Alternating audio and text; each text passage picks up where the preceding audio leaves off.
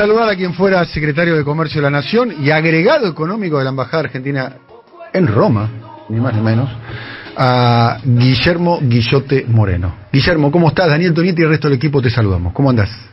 ¿Qué tal, Tonietti, equipo? Un placer hablar con ustedes. Igualmente para nosotros. Bueno, te llamamos porque conociste como pocos a Jorge Mario Bergoglio, al Papa Francisco. ¿Cómo fue ese vínculo que tuviste vos con el Guillermo? En realidad la relación más estrecha la tiene con Marta. ¿Con tu mujer? Porque sí, eran, digamos, tenían una relación amical. Yo estoy ahí de colado. Pero se construyó una relación, sobre todo en Europa. Nos pidió que hiciéramos algunos trabajos en el arranque de su pontificado, algunas cosas que tenía que ver y que tenían que ver con la Argentina. Había algunos programas que él quería internacionalizar y que lo había realizado en Argentina y quería ver como alguna pequeña evaluación, en fin, cosas profesionales, y la estuvimos trabajando. La verdad que fue muy grato, muy grato. ¿Y de dónde se conocen Marta, tu mujer, y el padre Jorge Mario? Bueno, vos sabés que Marta es viuda, entonces sí. el marido de Marta era amigo de Bergoglio, de ahí viene. De ahí viene la historia. De la época del Salvador, eran profesores en El Salvador, de esa época de juventud. Un detalle no menor, ¿no? La Universidad del Salvador está vinculada a los jesuitas, ¿no? Estaba vinculada, claro, estaba vinculada. No, orgánicamente, no, ahora no es. Antes era propiedad de la institución jesuítica, hoy ya de la orden, hoy ya no. Me parece que eso ya tiene otra persona jurídica que la regentea. Bueno, pero más, históricamente, así como, no sé, como la Universidad Austral está más vinculada al sector del Opus Dei, poner acá en la Argentina. Bueno, eso dicen, no lo sé si están así, pero suponete que fuera. Bien. Me parece que hay una vinculación. Podrías decir la UCA, que esa es una universidad pontificia directamente vinculada a la curia, digamos, ¿no? Y al Vaticano. Bueno, en este caso era una orden. Pero me parece que después dejó de y el vínculo me parece que fue el conflicto incluso ese, ¿no? Porque la decisión la toma Bergoglio. El vínculo que algunos dicen, bueno, que un joven Bergoglio orbitaba alrededor de lo que fue la organización Guardia de Hierro, digamos, cuánto hay de mito, cuánto hay de realidad. Quizás fue alguien que fue impregnado por un momento de la historia, de un contexto determinante. Creo yo, sí, está claro, creo yo que había una estructura. Por ejemplo, una vez se encuentra Roque Fernández con una vieja militante de la TERS. ¿Te acordás lo que era la TERS vos? No me acuerdo. La TERS era la agrupación estudiantil del trotskismo. ¿Está bien? Entonces, porque... Roque Fernández, el que fue presidente del Banco Central y ministro de Economía, al que sucedió a Cavallo.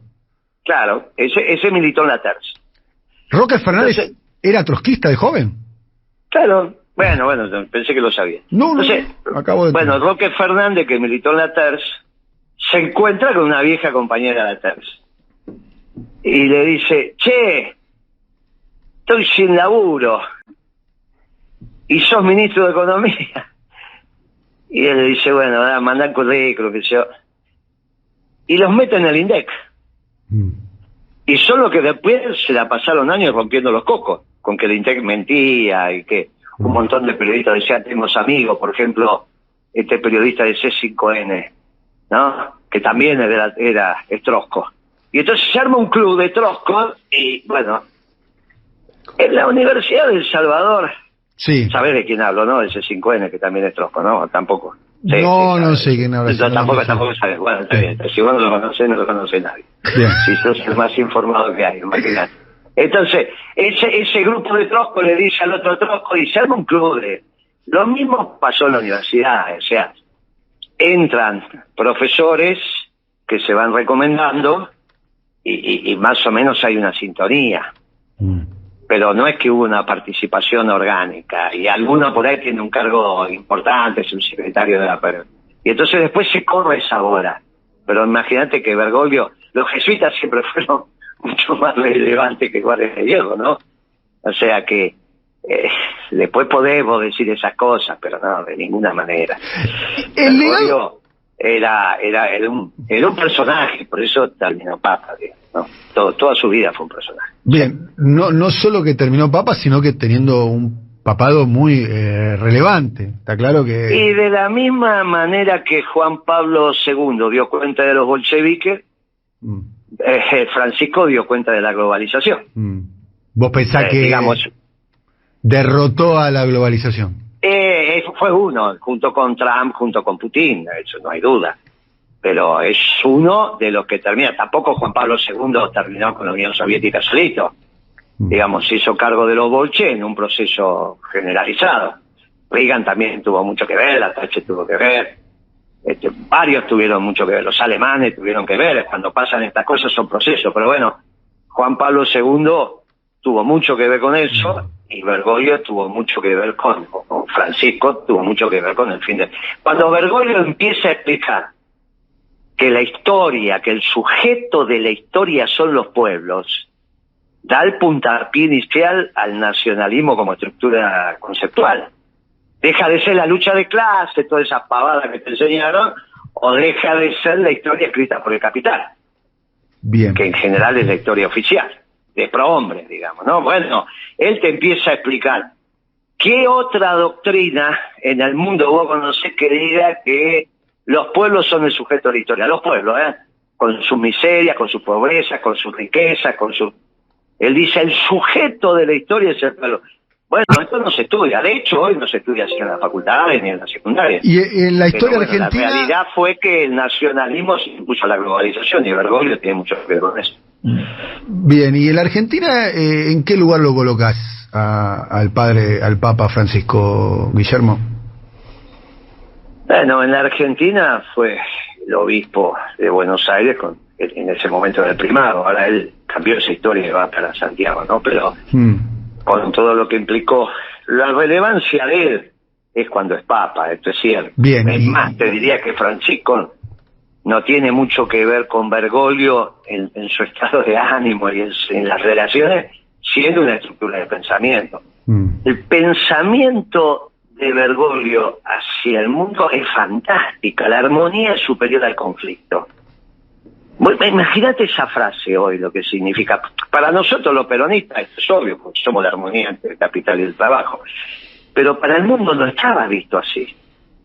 Digamos, no es que vos caminás Italia, Francia, Alemania, Estados Unidos, la armonía es superior al conflicto. ¿Y este qué dice? La construcción del pensamiento partía del conflicto, sobre todo en Europa. Y eso es lo que se trasladó a la Argentina. Cuando le dice al mundo, no, miren, la armonía es superior al conflicto. Es una cosa extraordinaria. Es una cosa extraordinaria. Cuando te dice el sujeto de la historia solo los pueblos, empieza a generar la base conceptual de lo que dice el mundo. No se la vas a pedir a Trump eso, ¿no? Recién ahora apareció una nota la semana pasada en La Nación que dice, ¿y si Trump no está loco? No, que le empezó a explicar, empezaron a explicar lo subyacente a las decisiones de Trump. Pero cuando vos vas a los fundamentos conceptuales es Bergoglio. Con esto que te estoy diciendo y algunas más, ¿no? Sobre el espacio, el tiempo, todo este tipo de cosas que el Papa te fue enseñando, que el todo es superior a la parte, bueno, todas estas cosas es... Bien. Eso es Bergoglio transformado en Francisco, y que le habla al mundo. Que ahora van a empezar a tomar esas categorías, la trascendencia que tienen en este mundo que se va creando. No existe el nuevo orden internacional sin el pensamiento conceptual del Papa. Por eso los progres, el tema que nos pasó con el Papa, los neoliberales, el tema que nos pasó con el Papa, no te olvides que confrontó con la globalización en el núcleo duro, desde allá confrontó, ¿no? Desde allá confrontó. Guillermo, la última pregunta y te agradecemos el tiempo para conversar con nosotros. ¿Vas a viajar a Roma? No corresponde, no voy a ir, no voy a ir. ya hicimos el duelo ayer, fue una hora y pico, desde que nos enteramos hasta que salí de la ducha, y ahí en más irrumpió esta esperanza de un mundo distinto, que el Papa supo construir, y que ahora tenemos que tener la capacidad de terminar de armar la ingeniería que le dé felicidad al pueblo. Lo que se viene es una Argentina de esperanza en un mundo lleno de esperanza, un mundo distinto. Triunfó el nacionalismo. Vos imaginate que hoy estás haciendo en este momento un reportaje donde uno te dice del otro lado, triunfó el nacionalismo. Y vos esto no lo podías pensar hace 2, 3, 4, 5 años atrás. Por ahí dudás ahora de esto, ¿no? Tenés todo el derecho a dudar de que yo tenga razón. Pero lo que no puedes dudar es que yo diga triunfó el nacionalismo porque lo estoy diciendo. Y hace 5 años atrás, 3, 2, para vos era impensable que un entrevistado tuyo dijera una cosa como esta. Entonces, este mundo de esperanza que va a construir la felicidad de los pueblos se lo debemos a Francisco. Guillermo, un abrazo grande, gracias por tu tiempo. Gracias, amigo, hasta la próxima. Hasta la próxima. Guillermo Moreno, quien fuera secretario de Comercio de la Nación, hay que decir, muy cercano al Papa Francisco cuando fue agregado económico de la Embajada Argentina en Roma.